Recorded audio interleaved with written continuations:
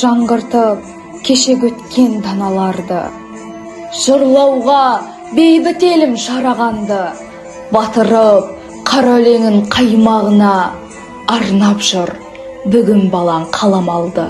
Бұлқынып бұғау бұзса жан алабы, тарихқа тағзым етсең жанданады. Теңіздей толқып келген бұл туынды жан сүгіріп Ілиясқа арналады. Өмірді қосқан әркез неткен жырға, өлсе де өлместей боп кеткен тұлға. Бүгінде елің саған тағзым етті, ел үшін ерен еңбек еткен тұлға. Ілияс Жансүгіровтің бақытты жамал әңгімесі әйел теңсіздігі мәселесін көтеретін маңызды туындылардың бірі.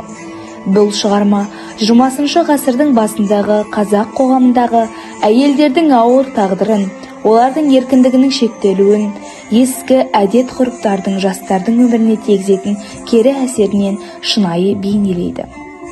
Жамал көрікті, ақылды, тәрбиелі қыз. Ол дәстүрлі қазақ қоғамында өмір сүріп жатса да, еркіндік пен шынайы махаббатты армандайды. Бірақ оның арманы ескі салт дәстүрлерге, туыстарының шешіміне тәуелді еді. Жамалдың әкесі қызын бай, бірақ өзінен жасы үлкен адамға тұрмысқа беруді ұйғарады. Бұл шешім қыздың қалауын ескермей, тек дәстүр мен материалдық жағдайда ойлаған қазақ қоғамының ережесіне сай қабылданады.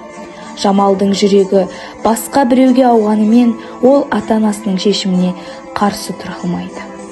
Бақытты болуды аңсаған Жамал сүймеген адамына тұрмысқа шыққан соң шынайы махаббаттың жоқтығынан және өзін құрбан еткенінен қатты қиналады. Оның тағдыры қазақ әйелдерінің көбінің басындағы жағдаймен ұқсас еді. Олар өз қалауымен емес, ата-аналары мен қоғамның шешімімен өмір сүретін. Жазушы Жамалдың ауыр тағдыры арқылы қазақ әйелдерінің басындағы теңсіздікті, олардың құқықтарының шектеулі екенін, дәстүрдің кейде әділетсіздікке әкелетінін көрсетеді. Әйелдердің еркіндігі мен бостандығының маңыздылығын алға тартады. Шынайы махаббат пен еркіндік Жамал сүйген адамына қосыла алмағандықтан өз өмірін бақытсыз өткізеді. Бұл қоғамдағы әділетсіздікті сынға алудың бір көрінісі. Бақытты Жамал шығармасындағы мен жеткізе алмаған оқырманның көкейінде қалған сұрақтың жауабын тек шығарманы оқу арқылы білесіз. Барша оқырманды шығарманы оқуға шақырамын.